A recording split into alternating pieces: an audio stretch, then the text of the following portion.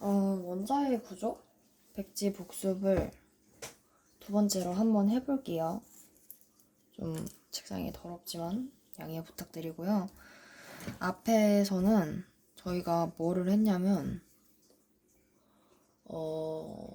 원자의 구조가 어떻게 발전이 되고 원자의 구성 요소들이 어떻게 발견이 됐는지에 대한 실험 같은 것들을 많이 나타냈었죠. 그래서 저희가 최종적으로 양성자랑 중성자에 대해서 알게 됐는데, 양성자는 플러스 전하를 띠는 입자고요. 중성자는 전하를 띠지 않는 입자죠. 이런 것들을 실험을 통해 알게 되었다 했어요. 얘는 이름이 뭐였지? 이 성은 뭐였지? 테일러? 체드윅이요. 하하, 테일러는 어디서 나온 걸까? 어쨌든 중성자는 체드윅이라는 분께서 발견을 하셨고, 그리고 양성자는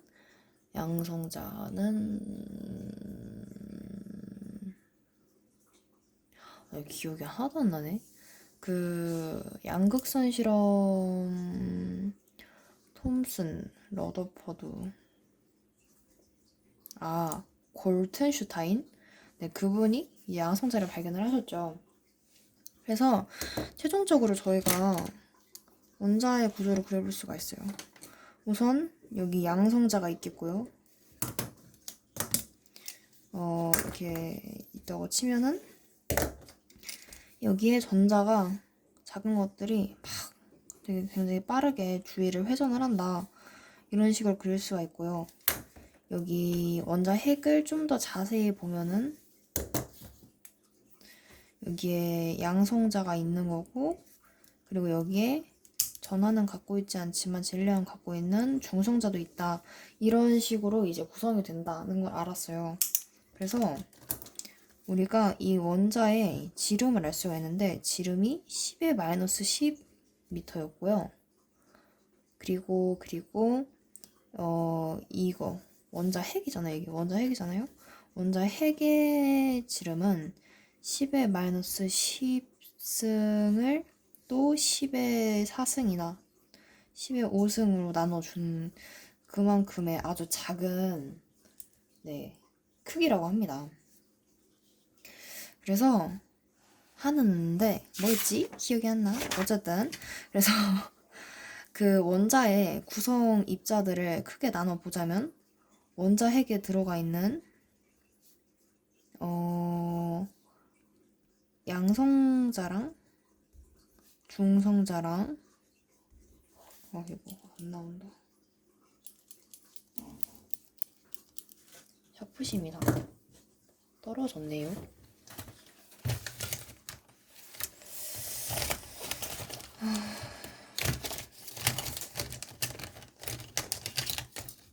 피곤합니다. 근데 내가 놀 거 다 놀고서 이제서야 하는 거라서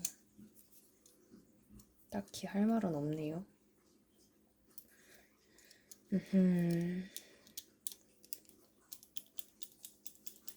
어쨌든 양성자랑 중성자가 원자 핵에 있고요.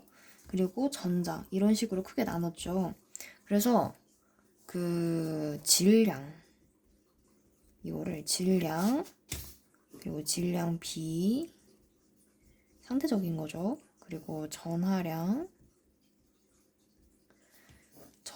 B로 구분할 수가 있어요.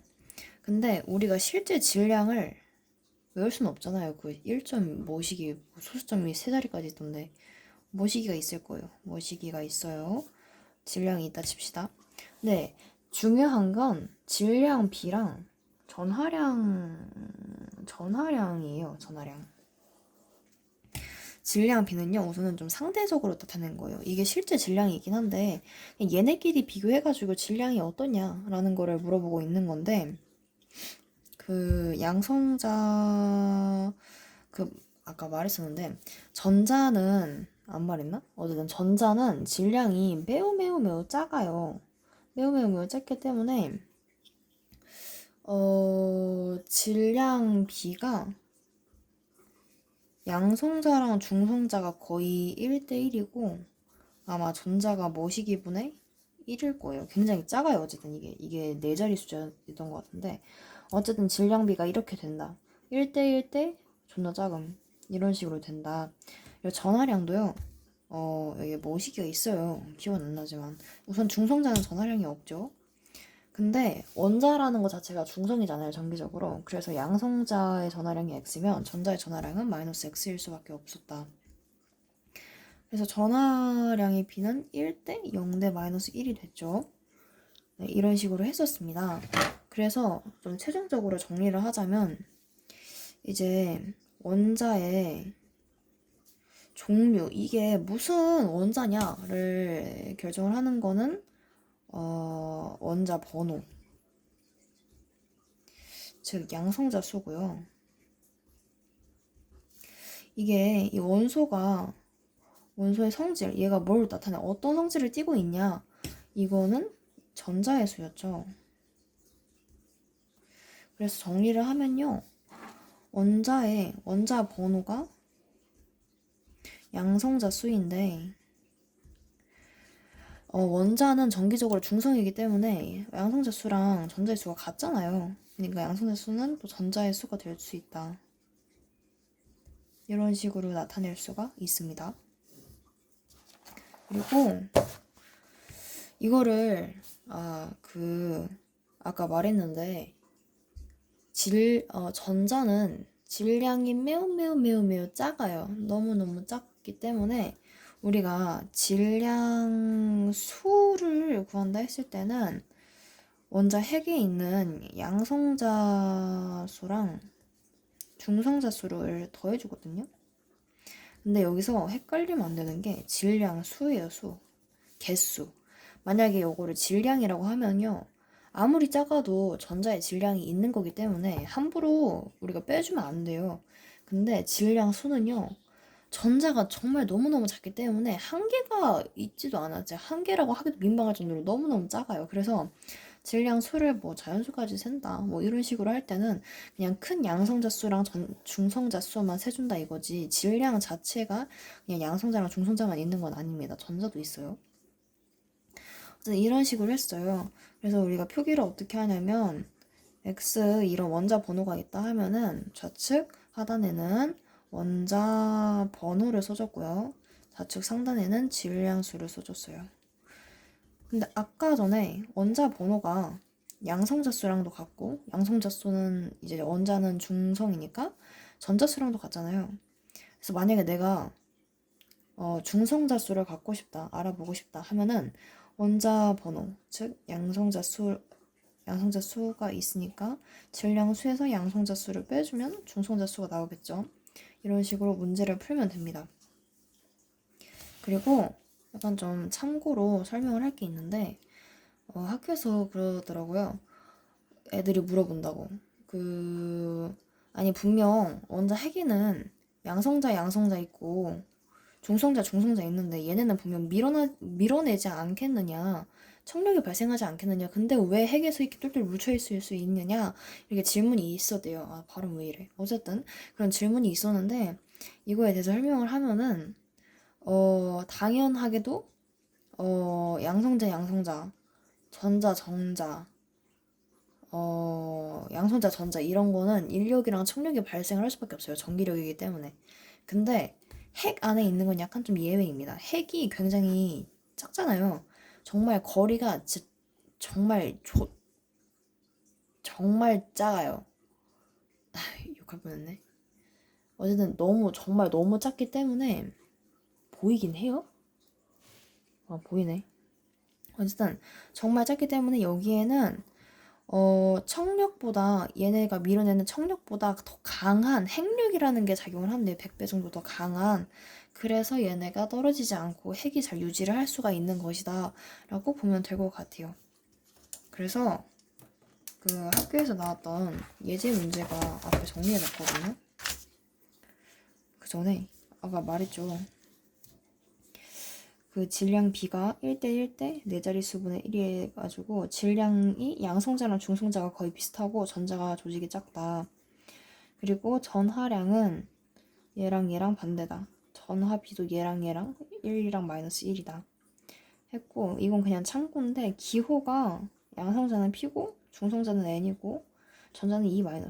양성자는 뭐 포지티브 같고 네피셜이에요. 중성자는 노멀이 아닐까 하는 생각이 듭니다. 그래서 이거 한번 풀어볼 건데요. 한 문제예요. 자, 임의의 원자 X의 원자 핵의 전하량이 플러스 2.4 곱하기 10의 마이너스 18 클론이래요. 클론이라 읽는 거 맞죠?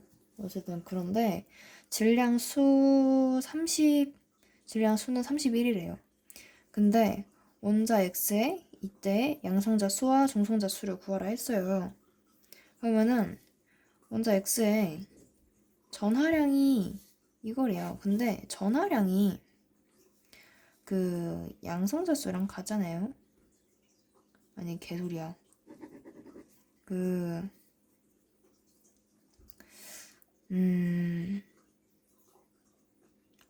나 갑자기 머리가 안 돌아가지? 원자 핵의 전하량이 2.4 곱하기 10의 마이너스 18 클론인데 원자 핵의 전하량이라고 하면요. 원자 핵은 중성자랑 양성자로 이루어져 있는데 중성자는 전하량이 없기 때문에 원자 핵의 전하량이라는 건 곧 양성자의 전하량이다 라고 말을 하는 거랑 같아요. 그러니까 여기서 양성자 한 개의 전하량이 나와 있으니까 여기를 이걸로 나눠주면은 이 원자 핵에 양성자가 몇 개가 들어있는지를 알 수가 있겠죠. 그래서 1.6 곱하기 10의 마이너스 19, 2.4 곱하기 10의 마이너스 18을 이렇게 나눠주면은 요식이 이렇게 나눠져가지고 졸려. 얘랑 해서 14, 6, 4, 4, 2, 2, 3 2분의 3에다가 10을 곱해야 되죠. 2, 5 해서 15. 그래서 15개가 나옵니다. 이 원자 핵에는 양성자가 15개가 있는 거예요. 그럼 양성자가 원자 번호죠. 15개가 있는데 질량 수는 31이래요. 질량 수는 아까 양성자 수랑 중성자 수의 합이라 했죠. 그러니까 31에서 15 빼면 16인데 이게 중성자 수인 거죠. 즉 양성자 수는 쓰기도 귀찮아. 양성자 수는 15이고 중성자 수는 16인 것입니다. 네. 뭐 굉장히 빨리 끝나네요. 나 진짜 개같이 졸려. 하하하. 그러면은 여기서 마치도록 하겠습니다. 안녕.